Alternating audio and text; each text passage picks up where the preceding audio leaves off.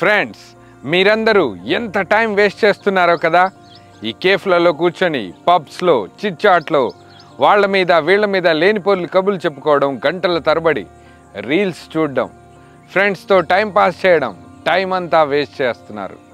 చూడండి, సరిగ్గా 3-4 సంవత్సరాల తర్వాత మీ ఫ్రెండ్స్ని ఎదుగుతూ చూసి, పెద్ద పెద్ద కార్లల్లో తిరగటం చూసి, బంగ్లాల్లో ఉండడం చూసి అప్పుడు మీకు అనిపిస్తుంది ఇంత టైం ఎందుకు వేస్ట్ చేశానని. ఎక్కడ వేస్ట్ చేశానని బాధపడతావు.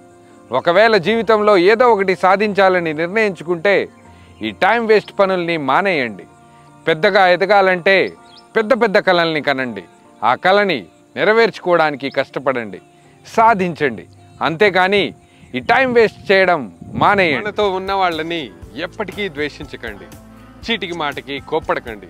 ఎందుకంటే ఎవరు ఎప్పటి వరకు మనతో పాటు ఉంటారో తెలియదు.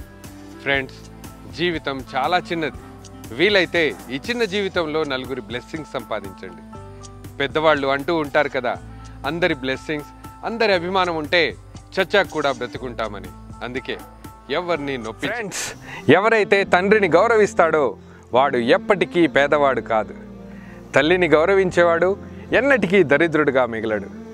తల్లి ప్రేమని మించింది లేదు. మన కళ్ళను చూసి గుర్తుపడుతుంది తల్లి మనం సంతోషంగా ఉన్నామో లేదో అని. తండ్రిని మించిన కిరీటం మనకి ఈ లోకంలో లేదు. భగవంతుడా, చేతులెత్తి అందరూ బాగుండాలని ప్రార్థించడం నేర్పిన తల్లిదండ్రులు ఎప్పుడూ బాగుండాలి. ఎవరైతే తల్లిదండ్రులు ఈ లోకంలో లేరో వాళ్ళు కూడా ఆ స్వర్గంలో ఒక ఉన్నత స్థానంలో ఉండాలి. సంతోషంగా ఉన్నా, బాధలో ఉన్నా మన తోడుండేది మన పేరెంట్స్, మన ఫ్యామిలీ. ఎప్పుడైనా సరే మీ ఫ్యామిలీని ఎప్పటికీ ఇబ్బంది పెట్టకండి, వాళ్ళని బాధ పెట్టకండి. అవసరమైతే వాళ్ళని ఎప్పుడూ సంతోషంగా ఉంచడానికి ట్రై చేయండి. తల్లిదండ్రుల రిలేషన్ అయినా, అక్క తమ్ముడైనా, చెల్లెైనా, ఇవన్నీ దేవుడు చేసిన బంధాలు, మనం ఏర్పరచుకున్నవి కావు.